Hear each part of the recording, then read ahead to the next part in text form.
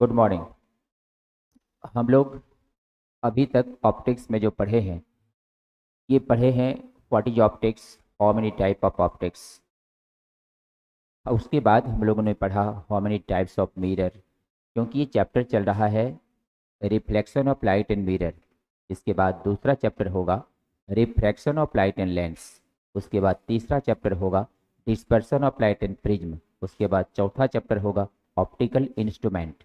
ये ray optics में इतना चैप्टर है पढ़ना है। उसके बाद वेव ऑप्टिक्स आएगा। तो अभी हम लोग ऑप्टिक्स के पहले chapter reflection of light in mirror पर चल रहे हैं। अभी तक हम लोगों ने रिफ्लेक्शन ऑफ लाइट के बारे में पढ़ा, लॉ ऑफ रिफ्लेक्शन पढ़ा और टाइप ऑफ रिफ्लेक्शन के बारे में पढ़ा। तो ये सारी चीज़ें हम लोगों ने पढ़ा। उसके बाद हम लोगों ने प्लेन मिरर के बारे में पढ़ा। प्लेन मिरर का बहुत सारा थ्योरी था, वो सारी थ्योरी आपने पढ़ा। उसके बाद हम लोगों ने प्लेन मिरर पर आधारित डिफरेंट डिफरेंट टाइप का न्यूमेरिकल्स बनाया। उसके बाद अब नंबर आता है स्फेरिकल मिरर का, और आज हम लोग स्फेरिकल मिरर के बारे में पढ़ेंगे। तो देखिए, अब ये स्फेरिकल मिरर गौर करना है। यहाँ पर सामने है स्फेरिकल मिरर, ये स्फेरिकल मिरर है और ये स्फेरिकल मिरर अब हम लोगों को पढ़ना है। स्फेरिकल मिरर का हिंदी होता है गोलीय दर्पण। स्फेरिकल मिरर को हम लोग हिंदी में गोलीय दर्पण कहते हैं। ये है गोलीय दर्पण। ये गोलीय दर्पण को हम लोग एक तरह से वक्र दर्पण भी कहते हैं। वक्र दर्पण भी कहते हैं क्योंकि वक्र दर्पण में और भी आता है, जैसे कि पैराबोलिक मिरर है, इलिप्टिकल मिरर है, वो भी वक्र दर्पण है। लेकिन गोलीय दर्पण वो है जो केवल गोला से बनाया जाता है। इसलिए यहाँ पर हम लोग इसको जो है अभी हटा देंगे और अभी हम लोग पढ़ेंगे केवल गोलीय दर्पण।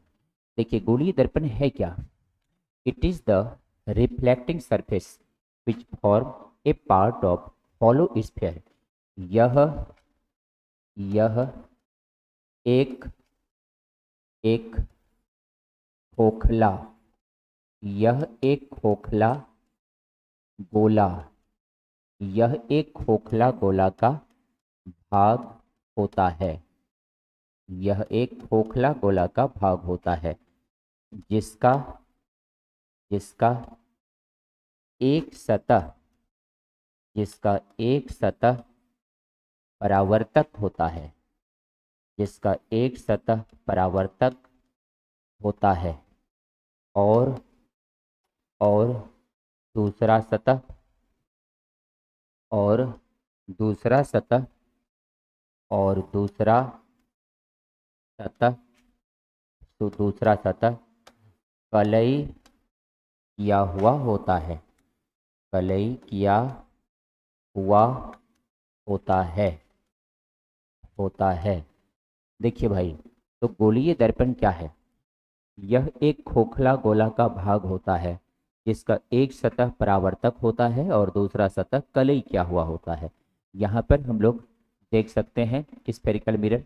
स्फेरिकल मिरर जो है यहाँ पर the reflecting surface which form A part of hollow sphere. ये एक खोखला गोला होता है, उसी खोखला गोला का एक भाग होता है। इसे हम लोग स्फेरिकल मिरर कहते हैं। Spherical mirror a section of sphere radius R and with the centre of curvature सी।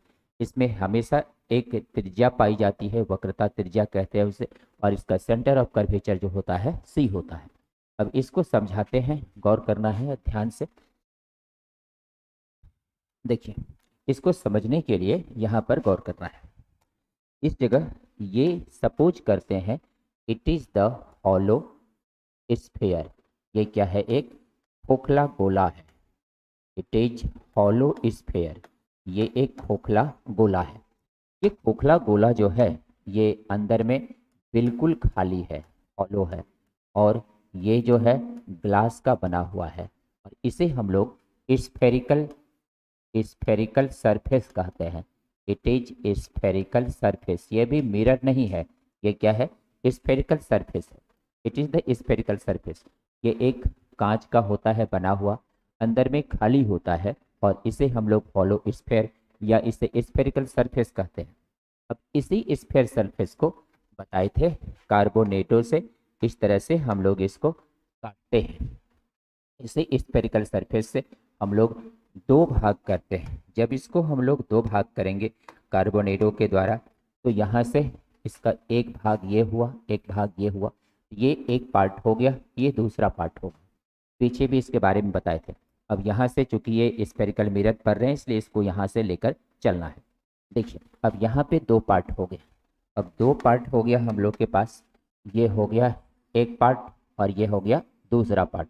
ये फर्स्ट पार्ट हो गया, ये सेकेंड पार्ट हो गया।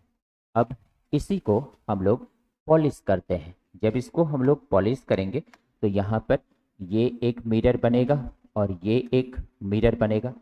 जब इसको हम लोग पॉलिश करेंगे तो यहाँ पर अगर हम लोग इस तरफ से इसको पॉलिश कर दिए बाहर से, तो ये भी एक मिरर बनेगा, और अगर हम लोग अंदर से पॉलिश कर दिए तो ये भी एक मिरर बनेगा, है ना। तो यहाँ पर ये इस पार्ट को अगर हम लोग बाहर से पॉलिश कर दिए तो ये भी मिरर बना, उस पार्ट को अंदर से पॉलिश कर दिए ये भी मिरर बना। अब यहाँ पे हम लोग देख सकते हैं इस जगह, अब हम इससे या इससे किसी से कनकेव या कन्वेक्स बना सकते हैं। ये जो मिरर हुआ, this mirror is the concave mirror. इस मिरर को हम लोग कनकेव मिरर कहते हैं और इस मिरर को हम लोग कन्वेक्स मिरर कहते हैं। तो ये हो गया कनकेव मिरर और ये हो गया कन्वेक्स मिरर। अब ये बात तब तय हो गया कि इसमें तीसरा टाइप का नहीं होगा। स्फेरिकल मिरर इसीलिए दो प्रकार का होता है। तो कह सकते हैं कि स्फेरिकल मिरर जो है वो दो टाइप का होता है, एक है कनकेव मिरर और दूसरा है कन्वेक्स मिरर। देखिए भाई, देखिए अब गौर कीजिए, यहाँ पे तब हम लोग लिख सकते हैं there are two types of spherical mirror. There are two types of spherical mirror. Spherical mirror जो है दो प्रकार का होता है। स्फेरिकल मिरर दो प्रकार का होता है। नंबर वन, पहला नंबर हो गया कनकेव मिरर, और नंबर दूसरा हो गया कन्वेक्स मिरर। तो स्फेरिकल मिरर दो प्रकार का हो गया, एक हो गया कनकेव मिरर और दूसरा हो गया कन्वेक्स मिरर। अब यहाँ पर इसे ही हम लोग हिंदी में अवतल दर्पण कहते हैं। ये हो गया अवतल दर्पण और ये हो गया उत्तल दर्पण। इसे हम लोग तब उत्तल दर्पण कहते हैं। तो इससे स्पष्ट हो गया कि कनकेव मिरर जो है दो टाइप का होता है, एक हो गया कनकेव मिरर और दूसरा हो गया कन्वेक्स मिरर। अब चलिए, अब आज का क्वेश्चन पूछा जा रहा है। तेजी से जो जवाब देंगे तो समझा जाएगा कि आप अच्छे और मेहनत करने वाले स्टूडेंट हैं। चलिए, क्वेश्चन आज का पूछा जा रहा है, तैयार हो जाना है जवाब देने के लिए।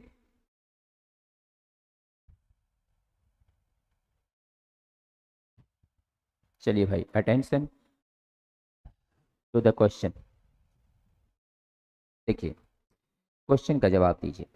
क्वेश्चन है mirror is discovered by. Question है यहाँ पर, question mirror is discovered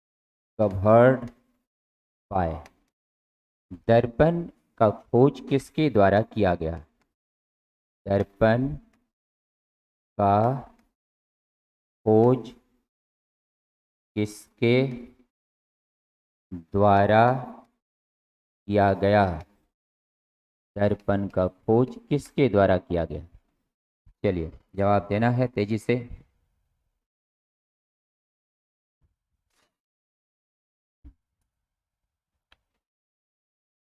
Nitish Kumar ने जवाब दिया है न्यूटन ने। प्रतिभा झा, सीवी रमन, सीवी रमन, न्यूटन, सीवी रमन, यही आ रहा है जवाब। न्यूटन, सीवी रमन, यही जवाब आ रहा है। चलिए, न्यूटन और सीवी रमन का ही जवाब आ रहा है आप सभी का।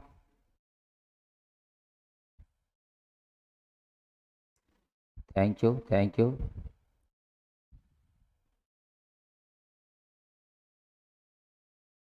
चलिए बहुत अच्छे, थैंक यू। चलिए भाई, आगे बढ़ते हैं। देखिए इसका आंसर होगा, इसका आंसर होगा जस्टस वॉन लेविग। जस्टस वॉन लेविग, याद रखना है। दर्पण का खोज जस्टस वॉन लेविग ने किया था 1835 ईस्वी में। तो दर्पण का खोज किया था जस्टस वॉन लिबिग ने 1835 में। और ये एक जर्मन साइंटिस्ट थे, ये एक जर्मन साइंटिस्ट थे। तो जर्मन साइंटिस्ट थे जस्टस वॉन लिबिग, और इन्होंने 1835 में दर्पण का खोज किया था, जब उन्होंने एक कांच को, एक कांच के एक किनारे जो है एक प्लेट लगा दिया था मेटल का।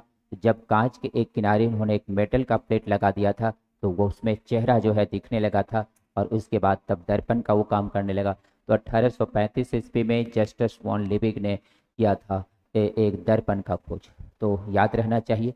अब मान लीजिए हम मिरर पढ़ रहे हैं, मिरर का खोज किसने किया, कब किया, पता ही नहीं है, इसलिए पढ़ते जा रहे हैं। तो एक एक चीज़ें आपको एक अच्छा अंडरस्टैंडिंग बनाने के लिए, एक अच्छा पकड़ बनाने के लिए, अच्छा इंटरेस्ट बनाने के लिए ये जरूरी है। केवल कहने से नहीं होगा कि इंटरेस्टिंग है, इंटरेस्ट पहले आपको अपना डेवलप करना होगा और उसके बाद तब पढ़ने में मज़ा आता है। देखिए, तो याद रखना है, किसी को भूलना मत है। जस्टस वॉन लिबिग ने 1835 में किया था खोज, वो जर्मनी के थे और उन्होंने मिरर बनाया था। उन्होंने क्या किया था, यहाँ पर आपको एक रफ डायग्राम बता देते हैं। उन्होंने क्या किया था, उन्होंने ये एक ग्लास का प्लेट लिया था। इस ग्लास के प्लेट के ऊपर से उन्होंने क्या किया था, इस तरह से ग्लास के प्लेट से के ऊपर से उन्होंने एक मेटल मेटल सीट इधर लगा दिया था। और यहाँ पर ये जब उन्होंने मेटल सीट लगा दिया था, मेटल सीट, तो मेटल सीट उन्होंने लगा दिया था, और ये क्या था, ये ग्लास था। और इस प्रकार से यहाँ पर उनको इमेज बनना शुरू हुआ, और यही जो है मिरर कहलाया। तो याद रखना है, जस्टस वॉन लिबिग ने 1835 में, जो जर्मनी के थे, उन्होंने सबसे पहले दर्पण बनाया था। इस प्रकार से दर्पण का खोज हुआ था। लेकिन अगर हम दर्पण का इतिहास देखना चाहेंगे कि दर्पण का खोज कैसे हुआ, तो पता चलता है कि लगभग तीसरी जो शताब्दी थी, तीसरी शताब्दी, थर्ड एडी कह सकते हैं, उसमें भी दर्पण के रूप में बहुत से, उस समय राजा महाराजाओं का समय चलता था, और उस समय भी वो बहुत चीज़ों में अपना चेहरा देखा करते थे। कोई एक शाइनिंग करके उस पर पॉलिश कर करके उस पर भी कोई चेहरा देखा करते थे। तो उस तरह से जो है दर्पण का उपयोग किया जाता था। लेकिन प्रैक्टिकली जो है जस्टिस वॉन लिबिग ने 1835 में मिरर बनाया था। तो ये था आपका मिरर। अब हम लोगों को पढ़ना है यहाँ पर, अब आगे पढ़ना है स्फेरिकल मिरर। अभी देखिए दो प्रकार का होता है, इसमें अब पहला नंबर होगा कनकेव मिरर। तो देखिए, अब कनकेव मिरर हम लोगों को पढ़ना है। तो यहाँ पर आगे है कनकेव मिरर। तो अब कनकेव मिरर क्या है, अब ये है हम लोगों का point, what is concave mirror. अब ये समझना है कनकेव मिरर किसे कहा जाता है। तो कनकेव मिरर जो है, इसका हिंदी अभी आपने पढ़ा ही, वो जानते हैं, अवतल दर्पण होता है। तो अब अवतल दर्पण को अच्छी तरह से समझना है। इसका हिंदी है अवतल दर्पण, इसे हम लोग अवतल दर्पण कहते हैं। तो देखिए, तो ये हो गया, देखिए भाई, तो ये हो गया आपका अवतल दर्पण। तो ये जो अवतल दर्पण है, अवतल दर्पण है क्या, it is the part of hollow sphere having outer part silvered and inner part as a reflecting surface। इसका अब आपको हिंदी में लिख दे रहे हैं, गौर कीजिए। इसका हिंदी क्या होगा, यह यह यह खोखला, यह खोखला गोलाकार, यानी गोली सतह लिख सकते हैं, सीधा लिख सकते हैं गोली सतह। यह गोलीय सतह, गोलीय सतह का एक भाग है। यह गोली सतह का, गोली सतह का मतलब हो गया खोखला गोला, जो भी बताए थे। यह गोली सतह का एक भाग है जिसका जिसका बाहरी सतह, जिसका बाहरी सतह कलई किया हुआ होता है, जिसका बाहरी सतह कलई किया हुआ होता है और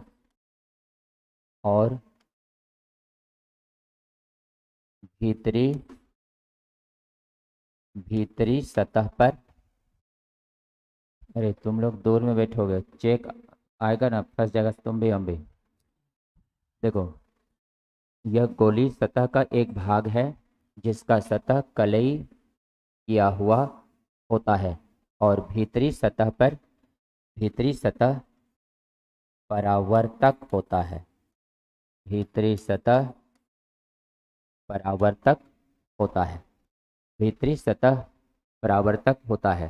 भीतरी सतह परावर्तक होता है। इसे ही अवतल दर्पण इसे ही अवतल दर्पण कहा जाता है। इसे ही अवतल दर्पण कहा जाता है। चलिए भाई, इसका डेफिनेशन तेजी से लिख लीजिए अवतल दर्पण का। और अब आगे हम लोग बढ़ेंगे, इसमें समझेंगे अवतल दर्पण के बहुत सारे सिद्धांतों को। तो देखिए, अवतल दर्पण के बारे में अब चलेंगे। डेफिनेशन नोट कर लिए हैं। देखिए, इस फिगर को गौर कीजिए। ये फिगर क्या बता रहा है? ये फिगर में हम लोगों को बताया गया है, इसमें कोई क्वेश्चन है, बाहर का भाग पॉलिश किया गया है। देखो शुभम गुप्ता, इसमें किसी पर पर्सनली कोई भी टॉकिंग नहीं होनी चाहिए।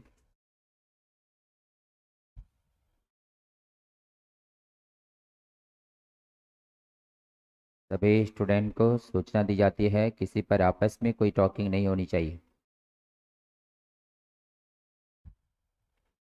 पढ़ाई पे ध्यान दीजिए।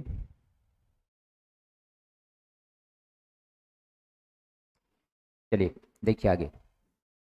आगे है यहाँ पर, अब अभी हम लोगों ने पढ़ा कि एक ऐसा दर्पण जिसका बाहरी सतह को कलई कर दिया जाता है, भीतरी सतह परावर्तक होता है, ये खोखला गोला का भाग होता है। इस तरह के दर्पण को हम लोग क्या कहते हैं? अवतल दर्पण कहते हैं। ये देखिए, अवतल दर्पण का एक फिगर आपको दिखाया गया है। जब इसमें नजदीक में हाथ रखा जाता है तो उसका बड़ा सा प्रतिबिंब, इसका हाथ छोटा है, स्मॉल ऑब्जेक्ट है, लेकिन इमेज क्या है? लार्ज है। तो यहाँ पर इसका ये हाथ जो है स्मॉल ऑब्जेक्ट है, ये इट इज स्मॉल ऑब्जेक्ट, ये है स्मॉल ऑब्जेक्ट। और ये है बिग इमेज, ये है बिग इमेज, ये बिग इमेज बन रहा है। वस्तु छोटा है लेकिन प्रतिबिंब क्या हो रहा है? बड़ा। तो हाथ ऐसे इन्होंने रखा है, इसका हाथ का बड़ा प्रतिबिंब बन रहा है। पता है, इसी गुण के कारण अवतल दर्पण का उपयोग सेविंग मिरर, दाढ़ी बनाने के लिए किया जाता है। लेकिन ये तभी होता है जब वस्तु अवतल दर्पण के पोल और फोकस के बीच रखा जाता है। जब अवतल दर्पण के पोल और फोकस के बीच में वस्तु को रखते हैं, इसका छोटा सा वस्तु होगा, बड़ा सा प्रतिबिंब बनेगा। रे डायग्राम में आगे बताएंगे। देखिए आगे है, अब अगला पॉइंट है इसमें। यहाँ पर कुछ चीज़ें ऐसी हैं जिसे हम लोगों को इस तरह से समझना है। ये जो अवतल दर्पण है, अवतल दर्पण, इसमें बाहर वाला जो सरफेस होता है ये तो कलई किया हुआ होता है, अंदर वाला सरफेस क्या होता है? रिफ्लेक्टिंग होता है। यहाँ पर रिफ्लेक्टिंग सरफेस है, लाइट जितना भी आएगा रिफ्लेक्ट कर जाएगा। ये सरफेस रिफ्लेक्टिंग सरफेस कहलाया, और ये सरफेस क्या कहलाया? पॉलिश सरफेस कहलाया। तो it is the reflecting surface. तो ये जो सरफेस है इनका, ये रिफ्लेक्टिंग सरफेस है। इसको हम लोग यहाँ पर लिख सकते हैं, it is the reflecting surface. ये इसका परावर्तक सतह है, और ये वाला जो सतह है ये पॉलिश्ड सरफेस है। इट इज पॉलिश्ड सरफेस, ये इसका पॉलिश सरफेस है, और ये जो है इसी को पॉलिश सरफेस कहते हैं। अब ये प्रिंसिपल फोकस है, सेंटर ऑफ कर्वेचर है, इस सब के बारे में आगे बताएंगे। अब देखिए आगे यहाँ पर चलते हैं। आगे ये रे डायग्राम है। रे डायग्राम यहाँ पर ये डिजिटली दिखाया गया है। इसमें टोटल 6 कंडीशन होता है। ये डायग्राम आपको साफ नहीं दिख रहा होगा, लेकिन हम एक एक करके डायग्राम बताएंगे। उस सारी डायग्राम को कॉपी में बनाना है। इसको तो केवल हम लोग ऐसे ही डिजिटली यहाँ पर दिखा रहे हैं आपको, लेकिन अभी एक एक डायग्राम बनाएंगे, उसको कॉपी में बनाते जाना है। क्योंकि रे डायग्राम की सहायता से ही हम लोग कनकेव मिरर का कोई भी क्वेश्चन का जवाब दे सकते हैं, चाहे वो थ्योरी पर आधारित क्वेश्चन हो, चाहे वो न्यूमेरिकल का क्वेश्चन हो। तो रे डायग्राम जितना क्लियर होगा कनकेव मिरर का, तो कनकेव मिरर का न्यूमेरिकल्स या कोई क्वेश्चन बनाना आसान होगा। तो रे डायग्राम पे हम लोग चलते हैं आगे। इसमें देखिए रे डायग्राम, देखिए तो यहाँ पर है रे डायग्राम ऑफ कनकेव मिरर। तो ये हो गया अब रे डायग्राम, रे डायग्राम ऑफ कनकेव मिरर। रे डायग्राम ऑफ कनकेव मिरर का हिंदी हुआ अवतल, अवतल दर्पण का किरण आरेख, अवतल दर्पण का किरण आरेख। लेकिन मुझे लगता है कि 10th क्लास में जो आप सब पढ़े होंगे कि फोकस क्या है, पोल क्या है, ये सब पता है ना। फोकस क्या है, पोल क्या है, नहीं तो पहले वही पढ़ना पड़ेगा, तभी ये समझ में आएगा। तो ऐसा करते हैं, पहले आपको रे डायग्राम बनाने से पहले वही चीज़ जो है बता देते हैं, इसके बाद इसको हम बताएंगे। देखिए रे डायग्राम पे जाने से पहले कनकेव मिरर में अभी हम लोग गए थे। अब पहले इसका समझ लेना है, ये सब बेसिक पॉइंट समझ लेना है, ये सब बेसिक पॉइंट समझ लेना है। सेंटर ऑफ कर्वेचर क्या है, रेडियस ऑफ कर्वेचर क्या है, पोल क्या है, प्रिंसिपल एक्सिस क्या है, एपरेचर क्या है, प्रिंसिपल फोकस क्या है, फोकल लेंथ क्या है, और फोकल प्लेन क्या है। ये सारी चीज़ समझ में अगर आ जाएगा तो फिर ज़्यादा डायग्राम समझने में आसान होगा, क्योंकि ये सब पॉइंट डायग्राम में आएगा, ये सारा पॉइंट डायग्राम में आएगा, इसलिए पहले इसी को समझना ज़्यादा बेटर होगा। तो चलिए हम लोग यहाँ से आगे बढ़ें और अब इस जगह बताते हैं नंबर 1। नंबर 1 में क्या है, नंबर 1 में पहले अब हम लोग बेसिक पॉइंट पे चलते हैं, पहले बेसिक पॉइंट पे चलते हैं। बेसिक पॉइंट नंबर 1 में है सेंटर ऑफ कर्वेचर। देखिए भाई, तो नंबर 1 में है सेंटर ऑफ कर्वेचर। तो centre of curvature, centre of curvature को हम लोग सी से डिनोट करते हैं और इसको हिंदी में वक्रता केंद्र कहते हैं। तो वक्रता केंद्र क्या है, अब ये समझना है। वक्रता केंद्र किसे कहा जाता है, तो रे डायग्राम जो है थोड़ी देर में बताएंगे। पहले रे डायग्राम बनाने से पहले इस सब बात को समझ लेना है, उसके बाद रे डायग्राम बताएंगे। तो देखिए, तो यहाँ पर हम इसलिए आगे बढ़ रहे थे, मुझे लगा कि हो सकता है आप सभी स्टूडेंट को रे सेंटर ऑफ कर्वेचर, फोकस ये सब पता हो, एपरेचर क्या है पता हो, क्योंकि 10th क्लास में था। लेकिन फिर भी हम चाहते हैं कि अगर रिवाइज छूट गया होगा, एक बार इसको रिवाइज कर लिया जाए। तो देखिए सेंटर ऑफ कर्वेचर क्या है, वक्रता केंद्र किसे कहते हैं, वक्रता केंद्र क्या है, अब ये हम लोगों को समझना है। देखिए भाई, वक्रता केंद्र किसे कहते हैं, the centre, the centre of the spherical surface is called center of curvature, is called center of curvature। देखिए भाई, इसको डिनोट किससे करते हैं, सी से डिनोट करते हैं। इसका हिंदी है गोलीय सतह के केंद्र को, गोलीय सतह के केंद्र को वक्रता केंद्र कहते हैं। गोलीय सतह के केंद्र को वक्रता केंद्र कहते हैं। तो गोलीय सतह के केंद्र को ही वक्रता केंद्र कहते हैं। अब ध्यान देना है, गोलीय सतह के केंद्र को वक्रता केंद्र कहते हैं। ये एक गोलीय सतह है, इसको यहाँ से हम लोग क्या किए हैं, चारों ओर इसको पॉलिश कर दिए हैं। ये चारों ओर इसको जो है पॉलिश कर दिए हैं। जब इसको चारों ओर पॉलिश कर दिए हैं तो अब गौर कीजिए, यहाँ पे जो इसका सेंटर होगा, यहाँ पर जो इसका सेंटर होगा ये ओ लेते हैं और इसी को सी लिखते हैं। और यही सेंटर इसका सेंटर ऑफ कर्वेचर कहलाता है। It is the centre of curvature, यही इसका सेंटर जो है सेंटर ऑफ कर्वेचर कहलाता है। इसी को सेंटर ऑफ कर्वेचर कहते हैं। अब आगे दूसरा फिगर ले रहे हैं। मान लीजिए ये जो स्फेरिकल सरफेस है, ये जो स्फेरिकल सरफेस है, इस स्फेरिकल सरफेस में इस तरह से हम लोग यहाँ पर कई मिरर निकाल सकते हैं। इसमें कई मिरर हम लोग निकाल सकते हैं, लेकिन जितना भी मिरर इस स्फेरिकल सरफेस से निकलेगा वो सभी मिरर का सेंटर ऑफ कर्वेचर सेम होगा। The centre of curvature is same for each spherical mirror which is observed bye same spherical surface. अगर किसी सेम स्फेरिकल सरफेस से अगर अलग अलग मिरर बनाया गया है, चाहे वो अलग अलग भाग ही क्यों न हो, उसका सभी का सेंटर ऑफ कर्वेचर एक होगा। तो यहाँ से हम लोग देख सकते हैं, यहाँ से देख सकते हैं, अगर हम इतना सा एक भाग हुआ, इतना सा दूसरा भाग हुआ, इतना सा तीसरा भाग हुआ, ये फर्स्ट पार्ट हुआ, ये सेकेंड पार्ट हुआ, ये थर्ड पार्ट हुआ, तो इसको हम लोग तीन भाग कर रहे हैं। तो तीन भाग कर रहे हैं, तो यहाँ से जो सेंटर होगा ये सी, ये इसके लिए भी काम करेगा, ये इस मिरर के लिए भी सेंटर ऑफ कर्वेचर होगा, इस मिरर के लिए भी सेंटर ऑफ कर्वेचर होगा, इस मिरर के लिए भी सेंटर ऑफ कर्वेचर होगा। तो तीनों मिरर का सेंटर ऑफ कर्वेचर होगा। हम आपको अब तीनों को अलग अलग करके दिखा रहे हैं। यहाँ देखिए, यहाँ पर ये जो मिरर हम लोगों का हुआ, ये छोटा वाला, ये वाला जो मिरर हुआ थोड़ा बड़ा हुआ, ये जो मिरर हुआ थोड़ा और बड़ा हो गया।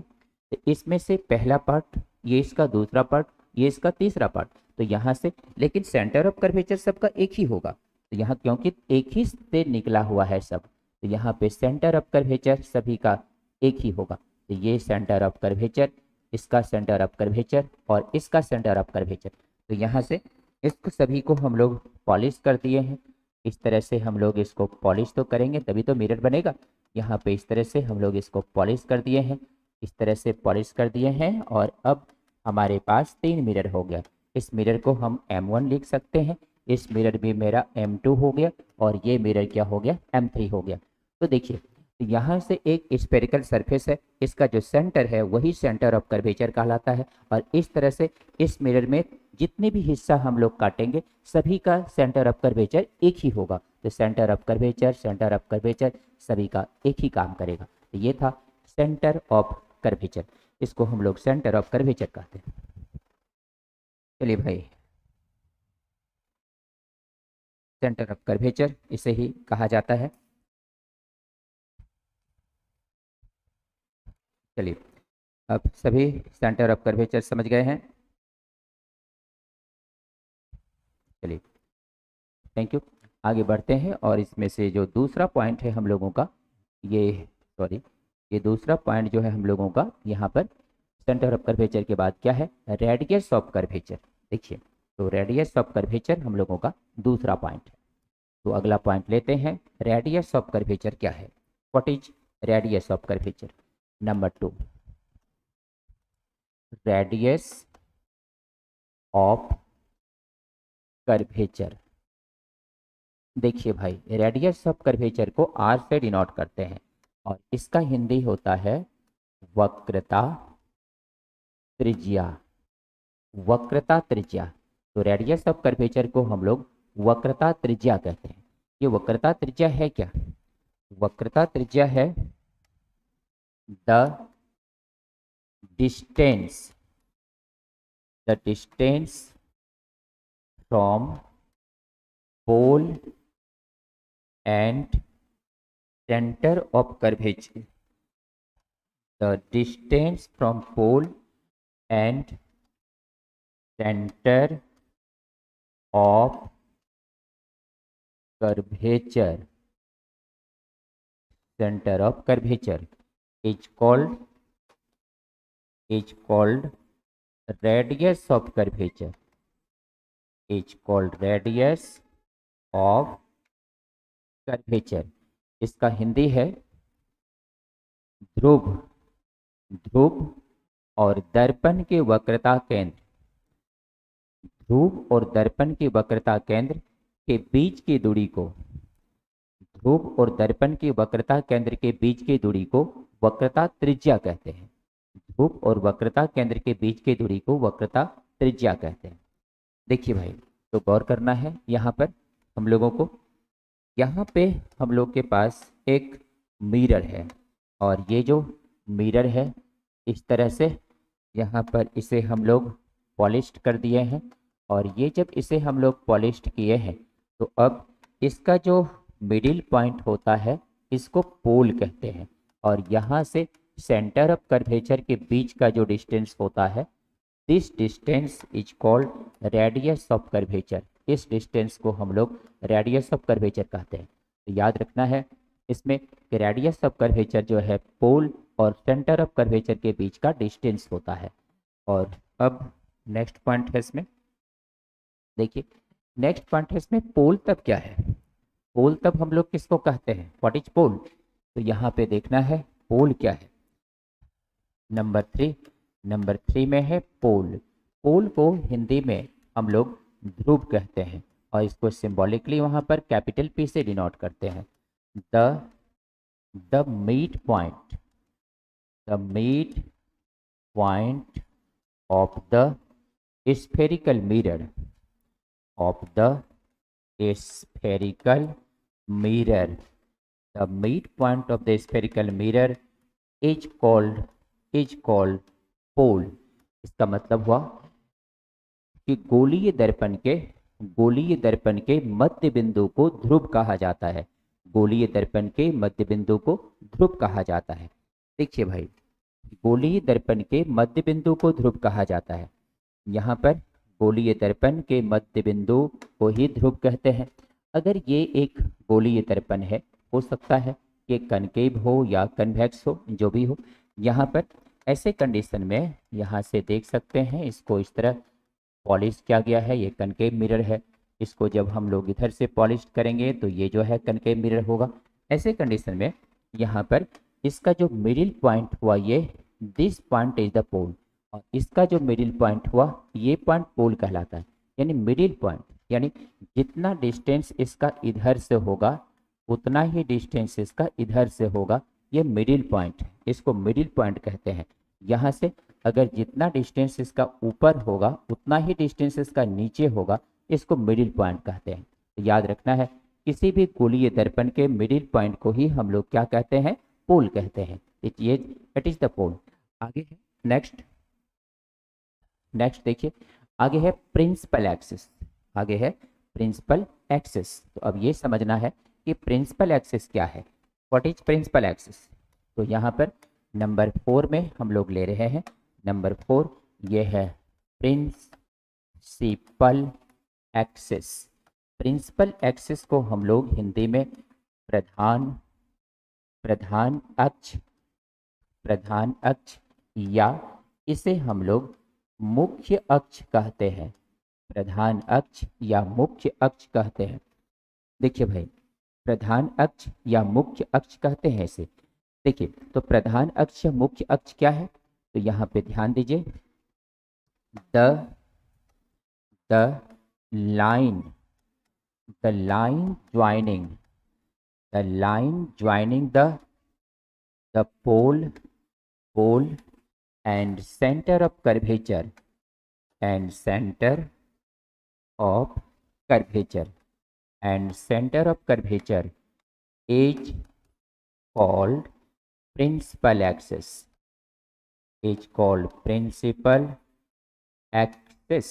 is called principal axis देखिए भाई, the line joining the pole and the center of curvature is called principal axis।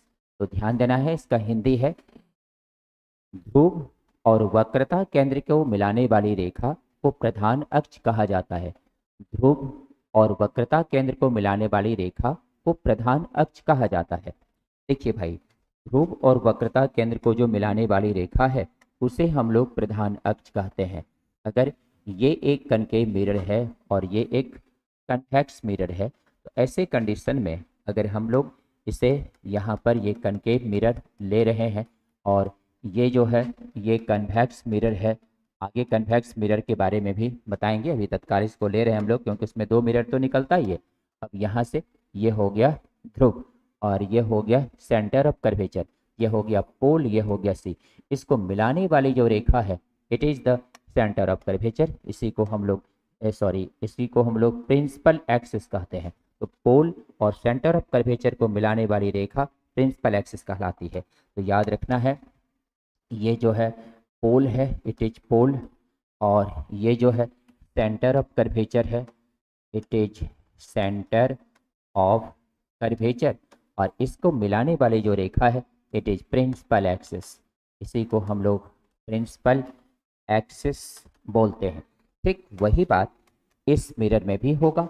इस तरह से यहाँ पर इसका अगर देखेंगे तो सेंटर ऑफ कर्वेचर इस तरफ हो जाएगा, क्योंकि ये तो हिस्सा इसका इधर है और ये इसका हो गया पोल, और इसको मिलाने वाली जो रेखा है it is the principal axis.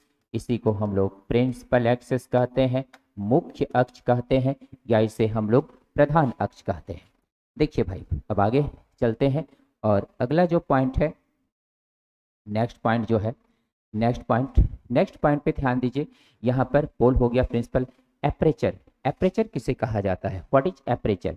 तो देखिए अगला पॉइंट है 5 नंबर में एपरेचर। तो यहाँ पर 5 नंबर पॉइंट में है एपर्चर। एपर्चर देखिए, एपर्चर को हम लोग ए से डिनोट करते हैं। इसका हिंदी होता है द्वारक।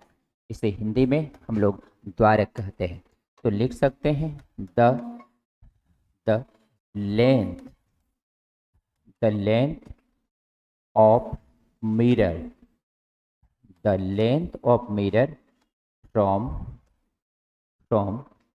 one end to other end, from one end to other end, it is called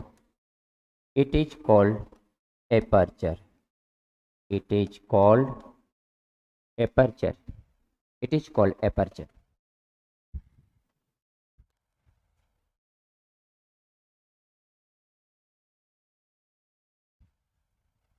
देखिए भाई,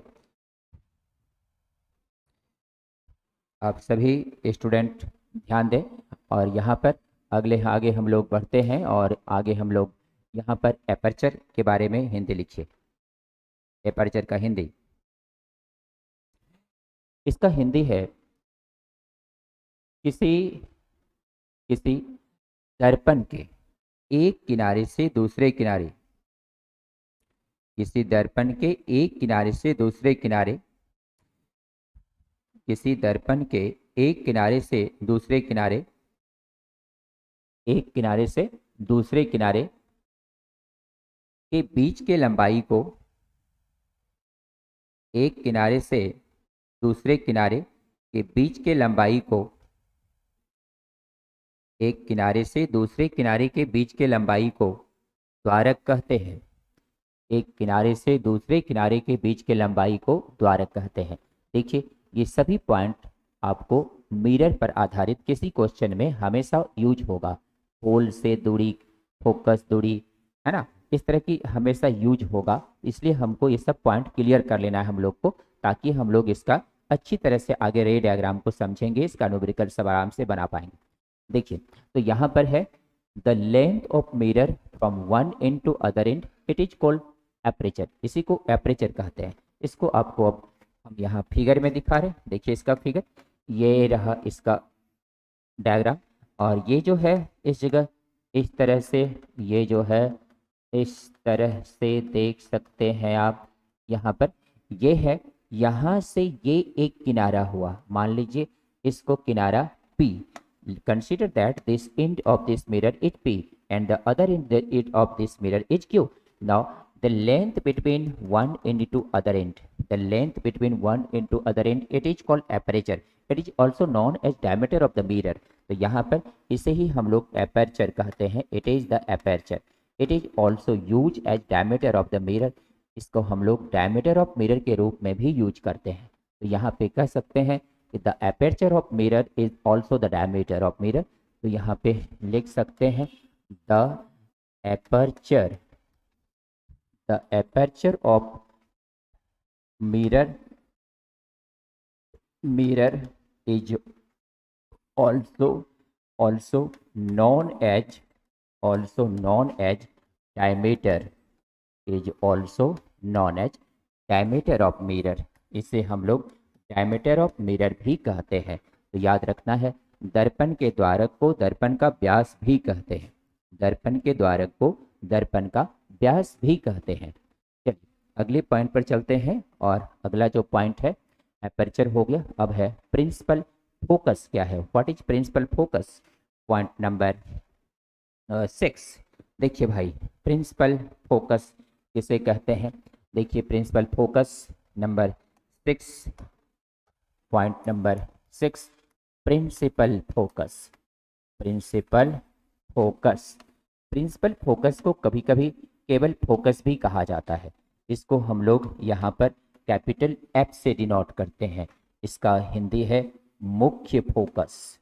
इसको हम लोग हिंदी में मुख्य फोकस लिखते हैं। तो देखिए मुख्य फोकस क्या है, अब ये समझना है। प्रिंसिपल फोकस किसे कहा जाता है? What is principal focus? देखिए भाई, when the rays of light, when the rays of light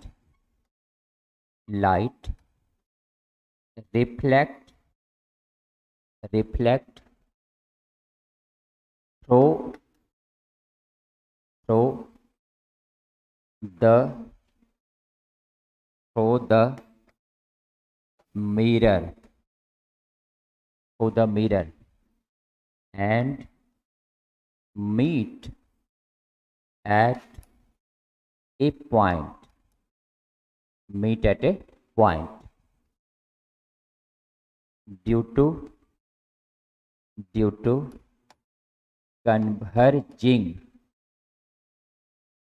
converging or diverging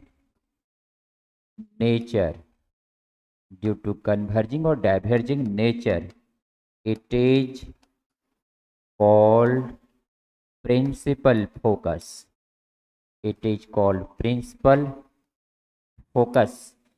देखिए भाई, इसका हिंदी है जब प्रकाश की किरणें दर्पण से परावर्तित होने के बाद, जब प्रकाश की किरणें दर्पण से परावर्तित होने के बाद अपसरित या अभिसरित होकर एक बिंदु पर मिलती है, तब इसे प्रधान फोकस कहा जाता है। देखिए अब गौर कीजिए, यहाँ पर हम लोगों को देखना है इसका प्रधान फोकस इसमें कैसे बनेगा। How can the principal focus is develop in any mirror? Now attention to the point. यहाँ पर देखिए ये एक मिरर है और इधर देखिए ये भी एक मिरर है। दोनों मिरर लेके चल रहे हैं। कन्वेक्स मिरर का हम थोड़ी देर में बताएंगे डेफिनेशन। यहाँ पर इसे हम लोग पॉलिश कर दिए हैं। ये एक कनकेव मिरर है और इसे भी पॉलिश कर दिए हैं अंदर से। और ये एक क्या है? कन्वेक्स मिरर है। यहाँ से हम लोग एक लाइन खींच लेते हैं और ये जो लाइन है it is the principal axis. ये जो लाइन है it is the principal axis. अब इस पर जो लाइट आ रही है, यहाँ से इस तरह से लाइट आया और ये एक पॉइंट पर मिल गया। इस तरह से लाइट आया, ये एक पॉइंट पर मिल गया। इस तरह से और भी लाइट आ सकता है। यहाँ आया, इस पॉइंट पे मिल गया, ये आया, इस पॉइंट पे मिल गया। तो देखिए ये सभी जितने भी लाइट आया एक पॉइंट पे मिल गया, this point is the focus. इसी पॉइंट को हम लोग फोकस बोलते हैं। जब लाइट ये पैरेलली आया और इस पॉइंट पर मिल गया आपस में, ये कन्वर्ज कर गया और इसे तब क्या कहते हैं? फोकस कहते हैं। अब यहाँ पे ये जो है इसका क्या है? पोल है।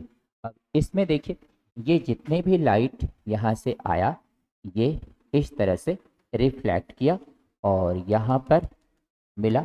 ये लाइट आया, यहाँ पर मिला इस तरह से, और ये फिर लाइट इधर से आया इधर चला गया, फिर लाइट ये आया, इधर चला गया। तो ये जो इस पॉइंट पे मिला इसे हम लोग क्या कहते हैं, फोकस कहते हैं। ये हो गया आपका कनकेव मिरर का, ये हो गया कनकेव मिरर, और यहाँ पर ये हो गया कन्वेक्स मिरर, ये हो गया कन्वेक्स मिरर। तो अब हम लोग देख सकते हैं यहाँ पर इसी पॉइंट को हम लोग फोकस कहते हैं, यही इसका फोकस है, इसी को हम लोग इसका फोकस कहते हैं। फोकस को ही प्रिंसिपल फोकस भी कहा जाता है, यही है इसका फोकस। देखिए भाई, कोई भी स्टूडेंट आपस में गलत शब्दों का यूज ना करें, और पढ़ाई का ये चैनल है, अपना पढ़ाई से संबंधित बातों को शेयर करें, उसमें ज़्यादा आपको फ़ायदा होगा। और अगर आप गलत शब्दों का यूज करेंगे तो आपको परेशानी में पड़ेंगे। इसलिए मर्यादा को बनाए रखें, अपने संस्कार को बना के रखें। और मर्यादा और संस्कार मार्केट में नहीं मिलता है, वो अपने से बनाया जाता है, उस चीज़ों को बना के रखें आप सभी स्टूडेंट। देखिए अब आगे ध्यान दीजिए, ये हो गया आपका प्रिंसिपल फोकस। अब आगे यहाँ पे अगला नंबर देखिए क्या है, अगला नंबर है फोकल लेंथ किसे कहते हैं और फोकल प्लेन क्या होता है। देखिए भाई, अब है फोकल लेंथ क्या है, फोकल प्लेन क्या है। फोकल लेंथ आपका आ रहा है 7 नंबर में। तो देखिए यहाँ पर 7 नंबर, फोकल लेंथ किसे कहा जाता है, व्हाट इज फोकल लेंथ, यहाँ पे आते हैं और नंबर 7 में है, और यहाँ 7 नंबर में है फोकल फोकल लेंथ। देखिए भाई, फोकल लेंथ को हम लोग स्मॉल एफ लेते हैं और फोकस को कैपिटल एफ। यहाँ पर इसको हिंदी में हम लोग फोकस दूरी कहते हैं, हिंदी में इसे हम लोग फोकस दूरी कहते हैं। देखिए भाई, ये फोकल लेंथ क्या है, फोकल लेंथ किसे कहते हैं, फोकल लेंथ का भी यूज हमेशा क्वेश्चन में आएगा। तो देखिए फोकल लेंथ है क्या, the distance between the distance between pole and focus, the distance between pole and focus is called, the distance between pole and focus is called focal length, is called focal length। इसका हिंदी हुआ ध्रुव और focus के बीच की दूरी को focus दूरी कहा जाता है, ध्रुव और फोकस के बीच की दूरी को फोकस दूरी कहा जाता है। देखिए भाई, ध्रुव और फोकस के बीच की दूरी को फोकस दूरी कहा जाता है। ध्यान देना है सभी प्रिय छात्र एवं छात्राएं, अपने लाइफ के साथ कभी भी किसी तरह का जो है कंप्रोमाइज ना करें, और अपनी मर्यादा और संस्कार को बना के रखें। वो सबसे बड़ी पूंजी होती है किसी भी मनुष्य के जीवन में। देखिए, the distance between the pole and focus is called focal length. यहाँ से इस तरह से लाइन गुजरा, ये इसका फोकस है, ये इसका पोल है, यहाँ से यहाँ तक का जो ये डिस्टेंस है, this distance is the focal length, इसे हम लोग फोकल लेंथ कहते हैं। अगर हम देखें फोकल लेंथ इसमें सामने बन रहा है, अगर हम इस मिरर को लेते हैं, अगर हम दूसरा मिरर को लेते हैं, अगर हम दूसरे टाइप को मिरर को लेते हैं, तो देखिए ये जो मिरर है, this mirror is the convex mirror. ये मिरर जो है कन्वेक्स मिरर है, इसमें जो पॉलिश किया गया है वो अंदर से पॉलिश किया गया है, इस तरह से ये कन्वेक्स मिरर है।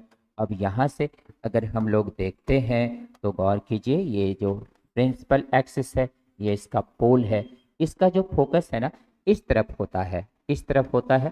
तो यहाँ से ये जो डिस्टेंस होता है इसमें, ये जो डिस्टेंस, सॉरी इधर फोकस नहीं होता, इसका जो फोकस होता है इस तरफ होगा ना, यहाँ पर जो फोकस होता है, गौर कीजिए ये फोकस इस तरह से चलेंगे तो ये फोकस यहाँ पे होता है, क्योंकि अभी आपने देखा था पीछे, अभी आपने देखा था इसका जो फोकस होता है यहाँ पर जिस तरफ से इसका कर्वेचर होता है उस तरफ फॉर्म करता है इसमें। और यहाँ से आप देख सकते हैं कि यहाँ से जो यहाँ तक का डिस्टेंस है it is the focal length. ये इसका फोकल लेंथ हुआ, ये इसका फोकल लेंथ हुआ। तो फोकल लेंथ एक ऐसा डिस्टेंस होता है मिरर में जो पोल और फोकस के बीच का होता है। तो पोल और फोकस के बीच के डिस्टेंस को ही फोकल लेंथ कहते हैं। अब नेक्स्ट पॉइंट है इसमें, फोकल प्लेन क्या है? फोकल प्लेन मतलब फोकस सतह। तो फोकल प्लेन किसे कहते हैं? देखिए 8 नंबर पर आते हैं और 8 नंबर में है फोकल प्लेन किसे कहते हैं? 8 number focal plane. Focal plane, focal plane का हिंदी होता है फोकस सतह। फोकस सतह, देखिए भाई फोकस सतह क्या है? फोकस सतह किसे कहते हैं? The reflecting plane, the reflecting plane of the mirror is called focal plane, is called focal plane। Hindi है इसका, दर्पण के परावर्तक सतह को, दर्पण के परावर्तक सतह को फोकस सतह कहा जाता है। दर्पण के परावर्तक सतह को फोकस सतह कहा जाता है। देखिए भाई दर्पण का परावर्तक सतह कौन सा हुआ? जहाँ पर लाइट रिफ्लेक्ट होकर के आती है। ये एक दर्पण है और इस दर्पण में यहाँ पर इसे इस तरह से पॉलिश कर दिया गया है। ये जब इसको पॉलिश कर देते हैं तो लाइट जिधर से आता है यहाँ पर ये पोल है, ये इसका फोकस हो गया, ये इसका सेंटर ऑफ कर्वेचर हो गया। तो लाइट जिधर से आ रहा है उसे ही हम लोग यहाँ पे लाइट इधर से आ रहा है, इधर से आ रहा है। तो ये जो प्लेन हुआ ये इसका फोकल प्लेन हुआ। It is the focal plane, इसको हम लोग फोकल प्लेन कहते हैं। इस तरफ जो दर्पण का पीछे है इधर फोकल प्लेन नहीं है।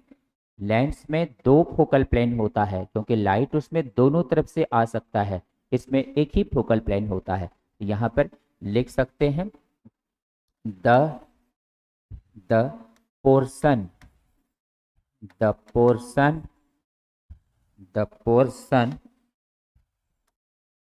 दूसरे तरह से ऐसे भी लिख सकते हैं the portion of the mirror, where the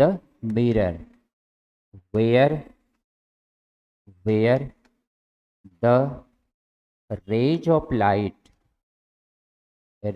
light comes, the portion of the mirror where the rays of light comes, it is focal plane,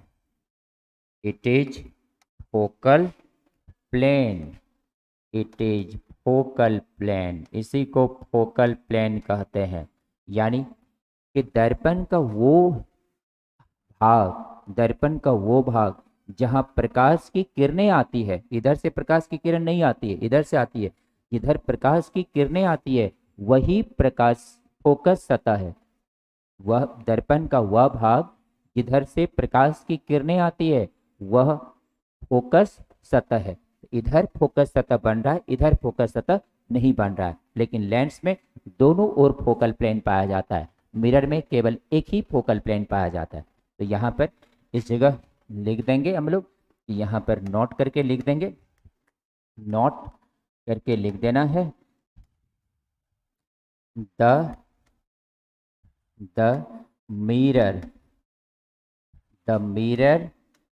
has only one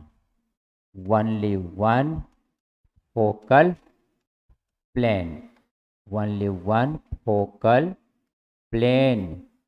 दर्पण में केवल एक फोकल सतह होता है, फोकस सतह होता है। दर्पण में केवल एक फोकस सतह होता है, लेकिन याद रखना है लेंस में 2 फोकस सतह होता है। लेंस हम लोगों का अगला चैप्टर होगा, अभी तो मिरर पढ़ रहे हैं। तो मिरर में एक ही फोकल सतह होता है। इधर से लाइट आ रही है, इधर से तो लाइट कभी आ ही नहीं पाएगी, इधर से लाइट आ रही है। It is the focal plane of the mirror, यही मिरर का फोकल प्लेन होता है। ये था basic point of the spherical mirror. Spherical mirror के लिए basic point.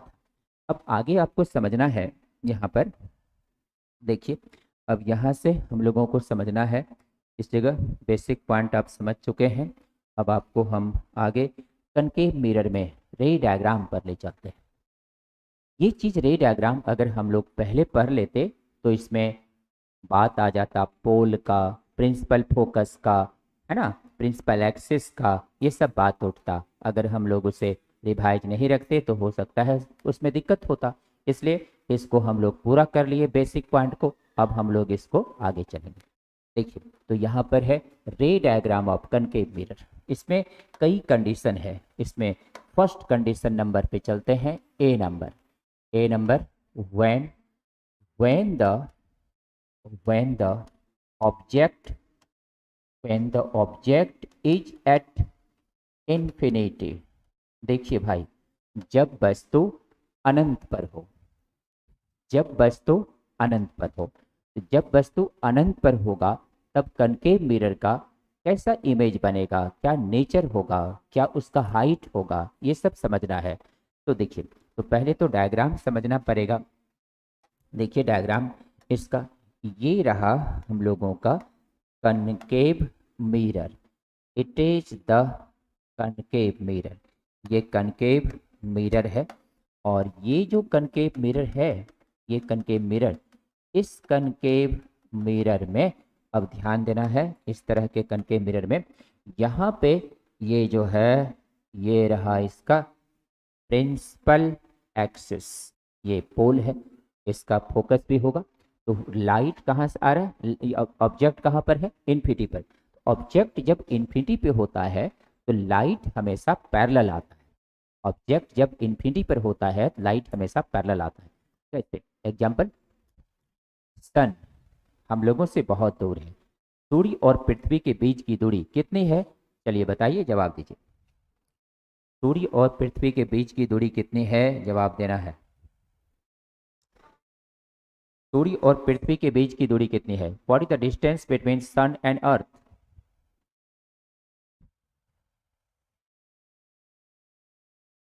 What is the distance between sun and अर्थ?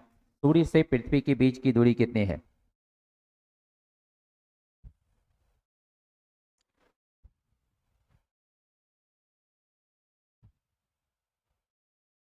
शिवम कुमार, पहले साइन कन्वेंशन रूल नहीं होगा, पहले डायग्राम पढ़ो उसके बाद साइन कन्वेंशन रूल बताएंगे, तब फायदा होगा।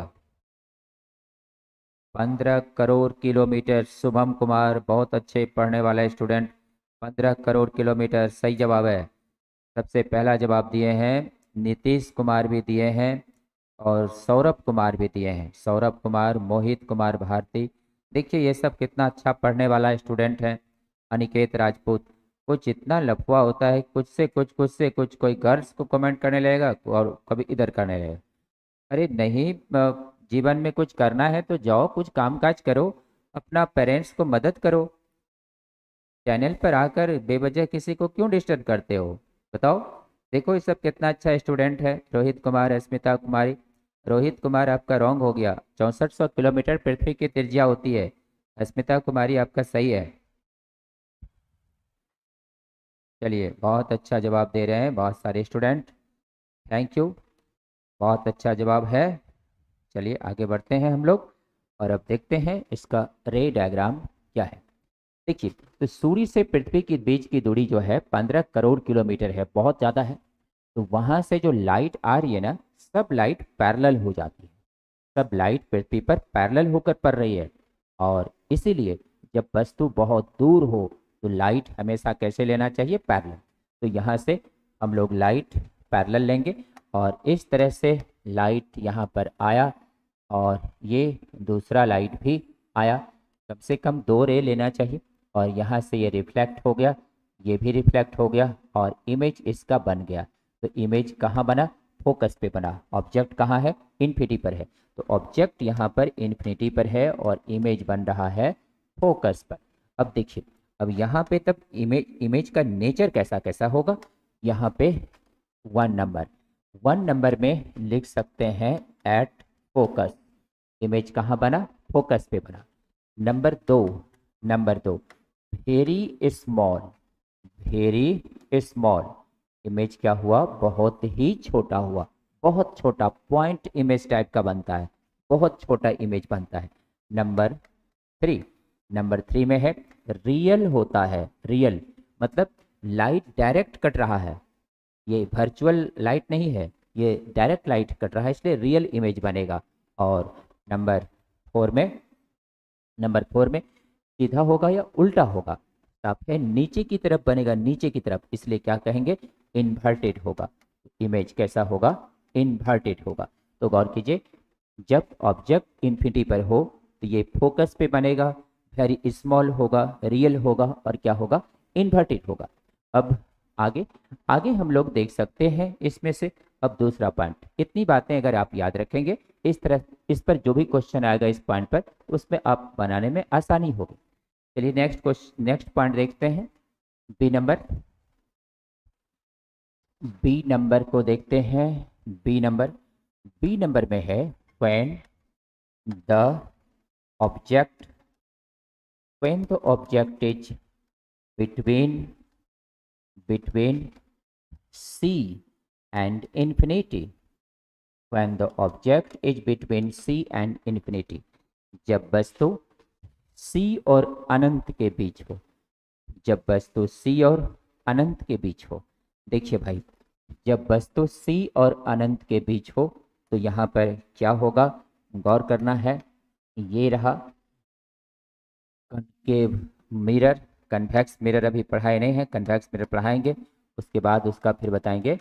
ये रहा कनकेव मिरर का भी हम लोग चल रहे हैं, यहाँ पर ये कनकेव मिरर है, और ये रहा इसका प्रिंसिपल एक्सिस।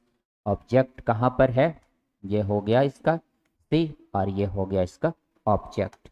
ये ऑब्जेक्ट जो है यहाँ पर है, और ये ऑब्जेक्ट है, और इसको हम लोग ओ ले लिए। अब ऑब्जेक्ट कहाँ पर है, बिटवीन सी एंड इन्फिनिटी, तो ऑब्जेक्ट जो है सी और इन्फिनिटी के बीच है।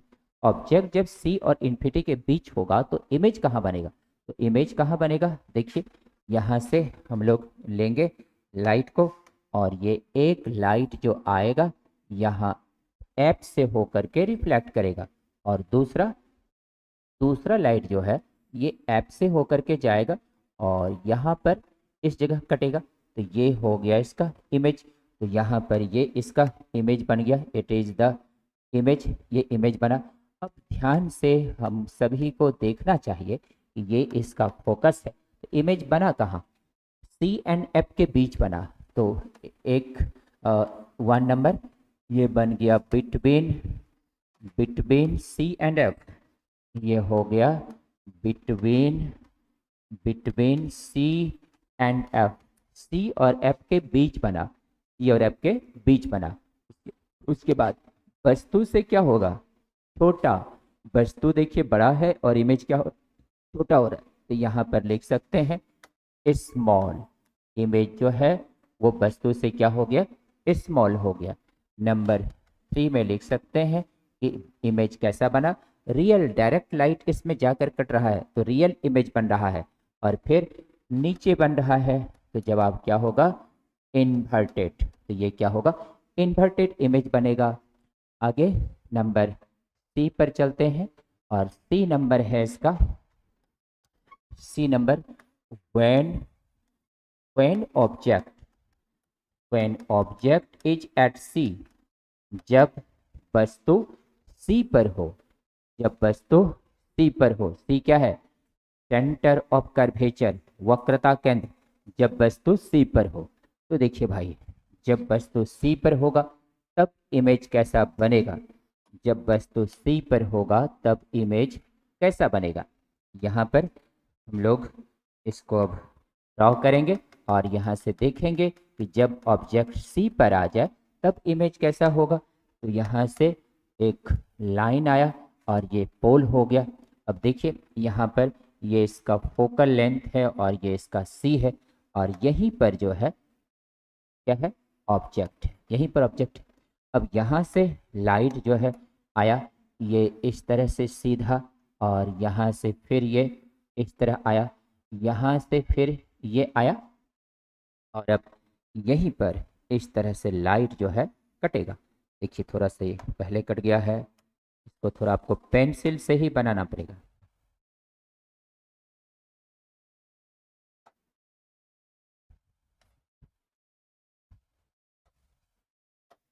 देखिए भाई इतना बड़ा हो गया, पेंसिल से बनाएगा ना आराम से एकदम क्लियर इमेज फॉर्म करेगा। ये हो गया, ये हो गया, और ये इमेज बन गया। ये सी पर है और ये जो लाइट है इस तरह से ये क्या हो गया, फोकस हो गया, और लाइट ये मिल गया, और ये क्या हो गया, इमेज हो गया। ये ऑब्जेक्ट है ऊपर की तरफ, और ये क्या हो गया, इमेज हो गया।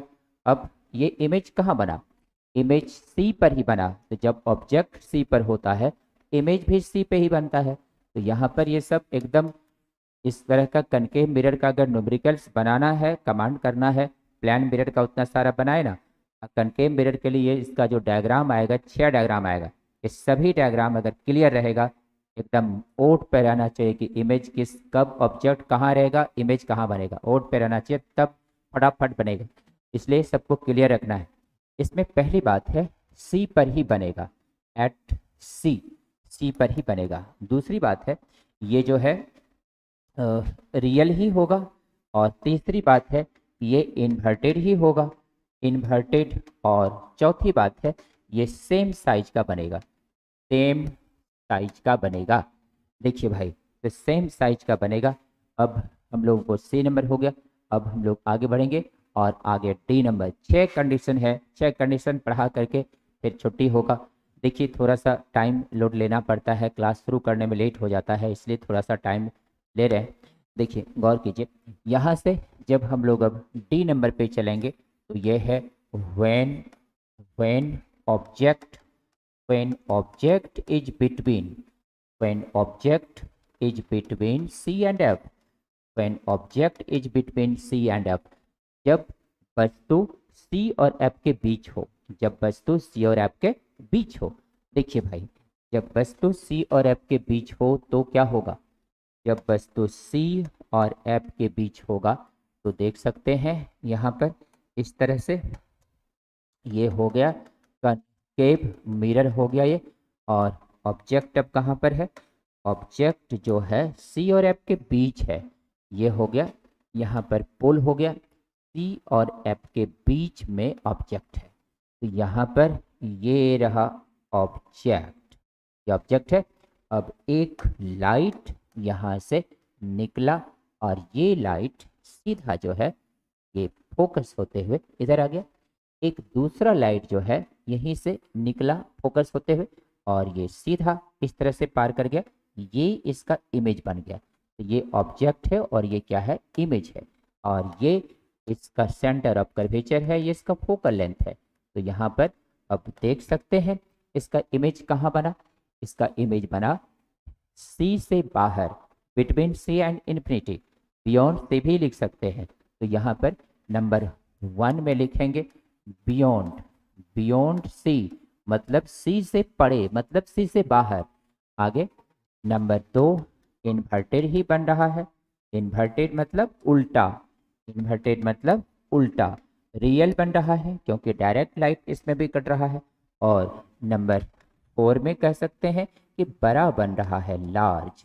वस्तु से क्या हो गया, प्रतिबिंब बड़ा, तो वस्तु के तुलना में प्रतिबिंब का आकार क्या हो गया, बड़ा हो गया। अब ये डी नंबर हो गया।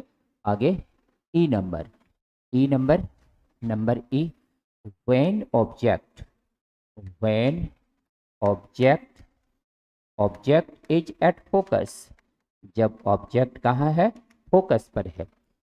When object is at focus, जब ऑब्जेक्ट फोकस पर है, जब वस्तु कहाँ है, फोकस पर है। देखिए जब वस्तु फोकस पर होगा तब प्रतिबिंब कहाँ बनेगा, तो यहाँ पर देख सकते हैं हम लोग, ये रहा इसका कनकेव मिरर का डायग्राम, और ये इसको पॉलिश किए हैं हम लोग, और इस तरह से जब इसको पॉलिश किए हैं तो ये एक कनकेव मिरर है। और यहाँ पर अब ऑब्जेक्ट कहाँ आ गया है, फोकस पर आ गया, ऑब्जेक्ट फोकस पर आ गया। तो यहाँ पर ये फोकस है, ऑब्जेक्ट आ गया फोकस पर। अब देखिए ऑब्जेक्ट जब फोकस पर आ गया तब इमेज कहाँ बनेगा भाई, अब ये बात देखने का है। देखिए ये सी है, तो यहाँ से लाइट, एक लाइट इस पर आया, ये लाइट इस तरह से निकल गया, इस तरह से निकल गया, और एक लाइट सीधा इस पर गया और ये लाइट वहाँ से निकल गया, ये चला गया कहाँ, इन्फिनिटी पे चला गया। कहाँ चला गया, इन्फिनिटी पे। तो एक लाइट यहाँ से जो आया वो रिफ्लेक्ट होकर के चला गया और यहाँ से दूसरा उस पे पड़ा, फिर उस गया लौटा, तीस से होके निकल गया। तो यहाँ पे इमेज अब कहाँ बन गया, इन्फिनिटी पे बन गया। तो हम लोग लिख सकते हैं image is form at infinity. Image कहाँ बन रहा है, इन्फिनिटी पे बन रहा है। Image is form at infinity. तो यहाँ से हम लोग नंबर 1 में लिख सकते हैं अब इमेज कहाँ बन रहा है, इन्फिनिटी पे बन रहा है, इन्फिनिटी पे, अनंत पे बन रहा है। नंबर 2 में लिखते हैं वेरी लार्ज, बहुत बड़ा हो जाएगा, वस्तु के तुलना में, वस्तु के तुलना में इमेज का आकार बहुत बड़ा हो जाएगा। और नंबर 3 में लिख सकते हैं कि रियल ही होगा, ये जो है ये रियल ही होगा, जहां भी मिलेगा। मैथमेटिक्स कहता है, according to mathematics, two parallel lines are meet at infinity. दो समांतर रेखा अनंत पे मिलती है, इसलिए ये दो समांतर रेखा अनंत पे जाके मिल जाएगी और ऐसी स्थिति में इसका प्रतिबिंब कहाँ बनेगा, इन्फिनिटी पे, इसलिए ये रियल भी होगा। आगे नंबर 4 में आते हैं। नंबर 4 में आते हैं, ये जो है अनंत पे बना, बहुत बड़ा बना, वास्तविक बना, और ये उल्टा बना, inverted. It is also inverted. यहाँ से हम लोग 5 कंडीशन तक आ गए हैं, 5 नंबर तक आ गए हैं। सभी में देख रहे हैं कि इमेज जो है बिल्कुल रियल ही बन रहा है। इमेज हमेशा क्या बन रहा है, रियल बन रहा है। अब इसका लास्ट कंडीशन है 6ठा नंबर। देखिए भाई, ओ यस यस ऑफ कोर्स, ये जो है ऐप है, देखिए ये ऐप है। तो यहाँ से हम लोग अब देख सकते हैं app number condition. App number condition देख सकते हैं, लास्ट नंबर है ये app number. When object, when object is between, when object is between pole and focus, when object is between pole and focus। देखिए भाई, जब ऑब्जेक्ट कहाँ है, पोल और फोकस के बीच है। जब ऑब्जेक्ट कहाँ है, पोल और फोकस के बीच है। जब ऑब्जेक्ट पोल और फोकस के बीच है, तो यहाँ पर पोल और फोकस के बीच जब ऑब्जेक्ट आ जाएगा तो इस कंडीशन में अब ध्यान देना है, यहाँ पर ये पोल और फोकस के बीच ऑब्जेक्ट आ रहा है। अब इसका इमेज कहाँ बनेगा, अब इसका इमेज कहाँ बनेगा, ये हम लोगों को समझना है जब ऑब्जेक्ट पोल और फोकस के बीच होगा। देखिए भाई, ये रहा पोल और ये रहा फोकस और ये रहा सेंटर ऑफ कर्वेचर। अब यहाँ से इसका जो ऑब्जेक्ट है पोल और फोकस के बीच आ गया है। ऑब्जेक्ट पोल और फोकस के बीच आ गया है। इसका लास्ट कंडीशन है ऑब्जेक्ट पोल और फोकस के बीच होगा, तब इमेज कहाँ बनेगा। तो देखिए, हाँ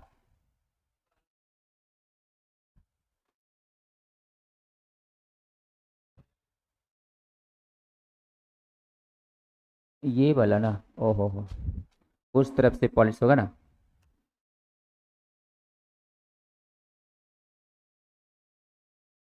उस तरफ से पॉलिश होगा।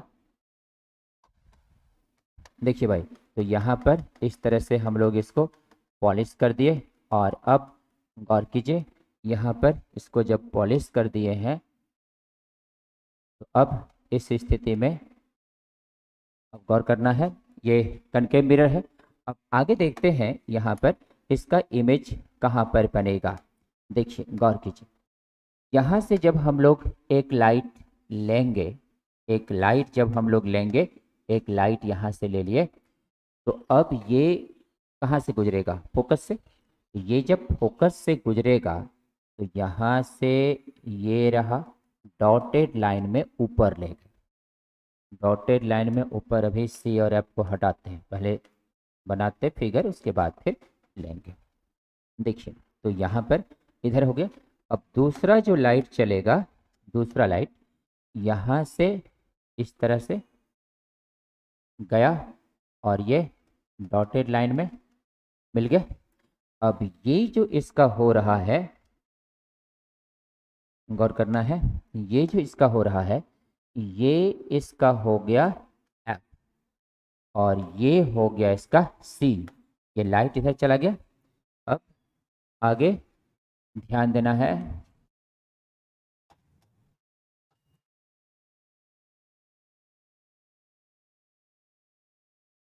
देखिए तो यहाँ पर ये जो लाइट अब मिल रहा है इस जगह, इस सब पेंसिल से ही आप लोग बनाएं फिगर को। और यहाँ से ये इसका ये ऑब्जेक्ट है, ये ऑब्जेक्ट एक लाइट गया फोकस से होकर लौट गया और एक लाइट गया यहाँ से चला गया। अब यहाँ से देख सकते हैं ये जो इमेज बना कैसा बना, वर्चुअल बना। ये इमेज कैसा बना, वर्चुअल बना। तो वर्चुअल इमेज इसमें पहली बार बना, 5 बार इसमें रियल बना, एक बार इसमें काल्पनिक बना। तो यहाँ पर ये इसका जो है इमेज हो गया है और इट इज द इमेज। तो देख सकते हैं ये इमेज कैसा बना, स्पष्ट है, वर्चुअल बना। तो नंबर 1 तो यहाँ पर बना बिहाइंड मिरर, दर्पण के पीछे, बिहाइंड मिरर तो दर्पण के पीछे बना। नंबर 2 में वर्चुअल बना, काल्पनिक बना। तो पहली बार इसमें काल्पनिक बना। इसी गुण के कारण हम लोग अवतल दर्पण का उपयोग दाढ़ी बनाने में करते हैं, जबकि वस्तु बहुत छोटा होता है, प्रतिबिंब बहुत बड़ा बनता है। यही है इसका प्रॉपर्टी। आगे नंबर 3 में देख सकते हैं वस्तु से बड़ा बना, लार्ज, वस्तु से क्या बना, बड़ा। और नंबर 4 में देख सकते हैं यहाँ पर देख सकते हैं ये दर्पण के पीछे बना, काल्पनिक बना और पहली बार इसमें सीधा बना। इरेक्ट मतलब क्या होता है, सीधा। तो इरेक्ट का मतलब क्या होता है, सीधा। तो पहली बार इसमें प्रतिबिंब क्या बना, सीधा बना। तो ये था रे diagram of the concave mirror. तो कनकेव मिरर का रे डायग्राम तक हम लोग आज पहुंच गए हैं। अगले क्लास में आपको और आगे का चीज़ बताएंगे। मुझे उम्मीद है आप सभी तमाम स्टूडेंट जो कि आज क्लास में भाग लिए, क्लास में पढ़ाई किए, इतनी सारी बात जरूर अच्छी तरह समझ गए होंगे। बाकी चीज़ फिर कल और आगे बताएंगे। प्रतिदिन अपनी क्लास कोशिश कीजिए अपनी कॉपी में अपडेट कर लिया कीजिए, नहीं तो फिर आपके ऊपर एक बर्डन होता जाएगा और फिर आप उसको पूरा करने में परेशान हो जाएंगे। इसलिए प्रतिदिन डे बाय डे क्लास जो होता है उसको पूरा करते चलिए। थैंक यू, बहुत बहुत धन्यवाद।